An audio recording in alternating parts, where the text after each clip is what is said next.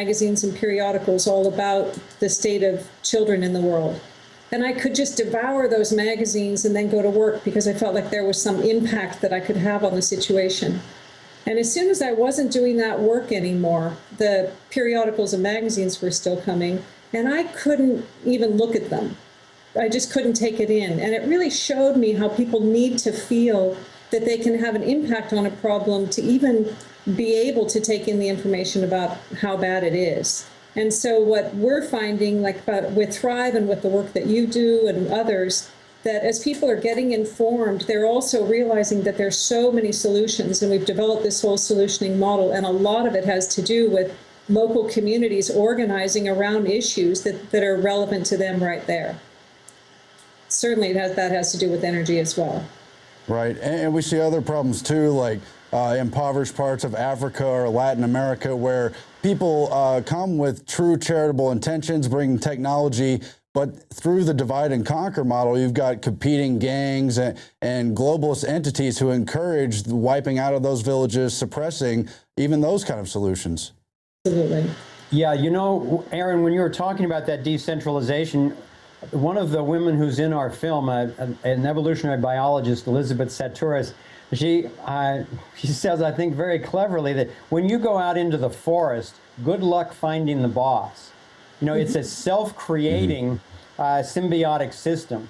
And I think that to whatever degree we even centralize resistance to the centralized system, we're more vulnerable. But what we're thrilled to see happening, and I know that you're seeing this with your vast network as well, that people are creating independent, self-generating Thrive solutions groups in cities, in counties, in states, and in countries all over the world, inspired by the information that they're getting from sources like yours and ours, but then also moving on to use a solutions model that is based on how nature works. This same torus that I was referring to, it has kind of a twin.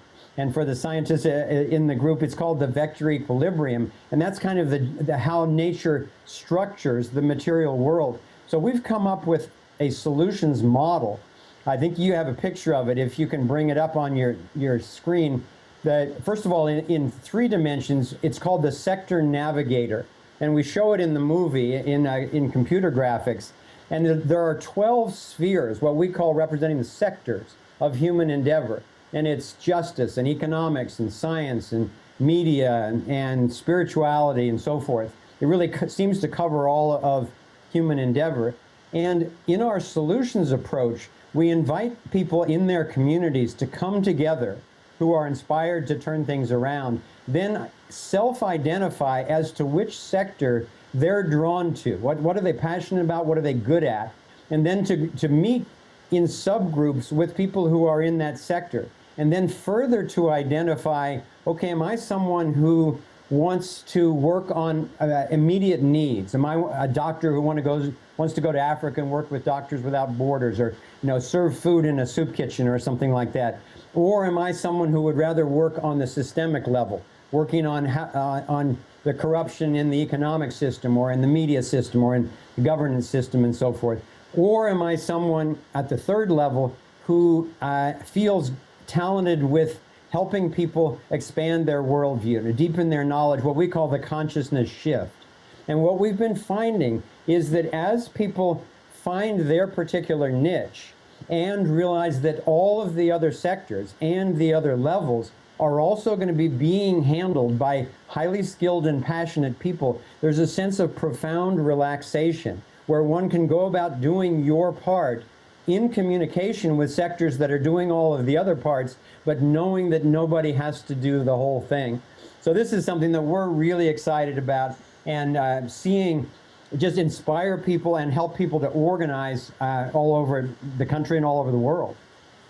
Right. Yeah, sorry, go ahead. I just wanted to say we used that model effectively when we were being sprayed with the light brown apple moth aerial spray assault that happened over Northern California.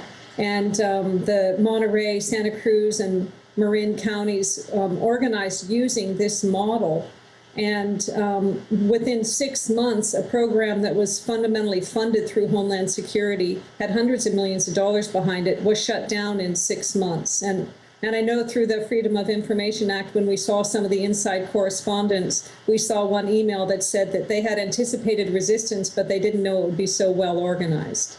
And I think that it really had to do with the fact that, you know, people need to know there's something that they can do about it, but not only that, but that they can do what they're good at and are naturally drawn to, instead of that each person is supposed to have to take on the whole thing, which, you know, you burn out and we can't do. So I think that having seen it and experienced it ourselves, and now watching other communities get into it, I'm excited because I feel like more and more people are waking up to what is going on and are ready to engage in these meaningful and localized solutions. Well, I totally agree, because it's not a question of what we're capable of. It's a question of what aren't we capable of. The system knows that. You've got John D. Rockefeller saying competition is a sin, and you've got this whole model taking, just for instance, the Maslow hierarchy of needs and turning it on its end to keep us focused on our basic needs so we can't reach those higher levels.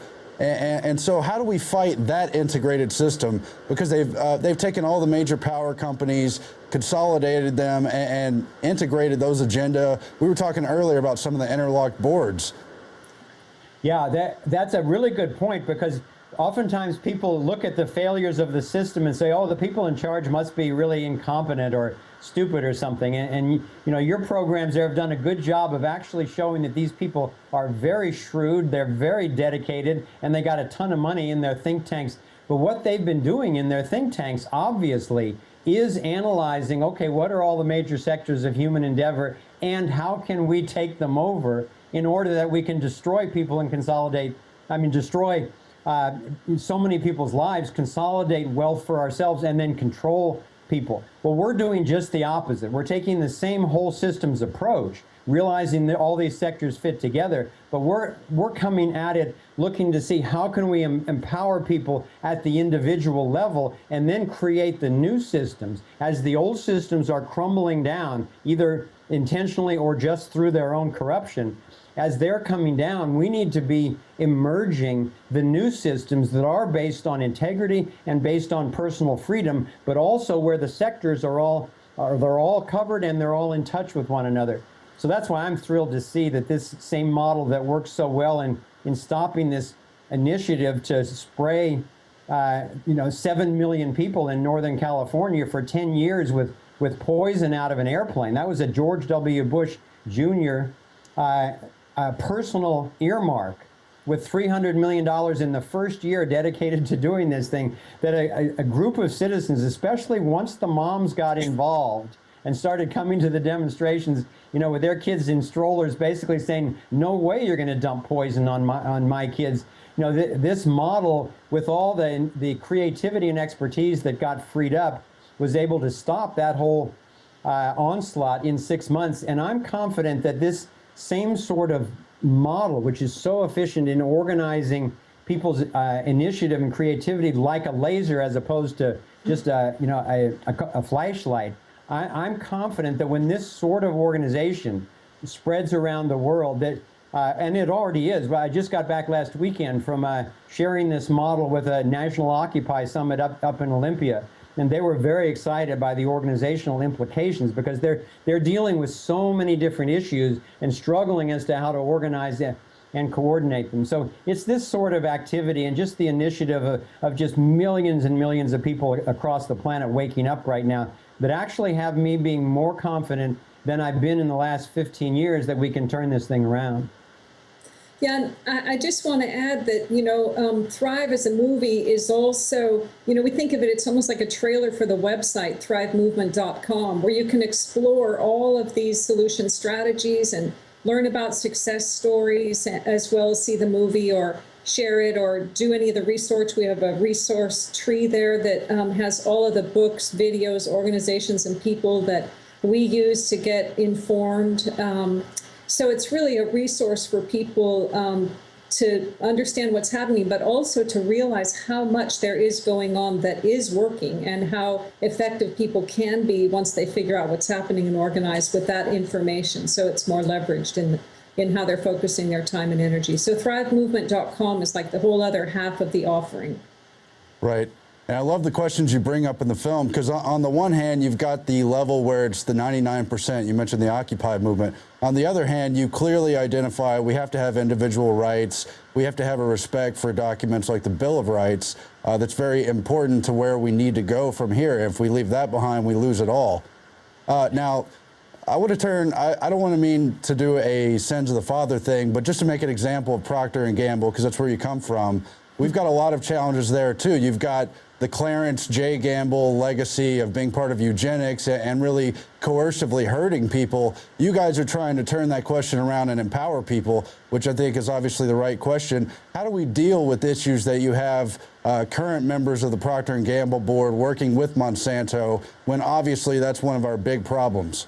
Yeah, well, I appreciate the question actually a lot. I like having the chance to address this directly. But let me kind of take those one at a time. First of all, in terms of Clarence Gamble, this is a person that I did meet a few times and actually really enjoyed him a lot. He was one of the most innovative members of the family. And I was shocked when I read David Icke and then saw Endgame to see how he was characterized as someone who was actively and covertly depopulating. Because I know he was associated with the eugenics movement, and that's unfortunate in those times. I communicated with his whole side of the family once I heard these reports and said, is this true that he was involved in any kind of mandatory or covert sterilization?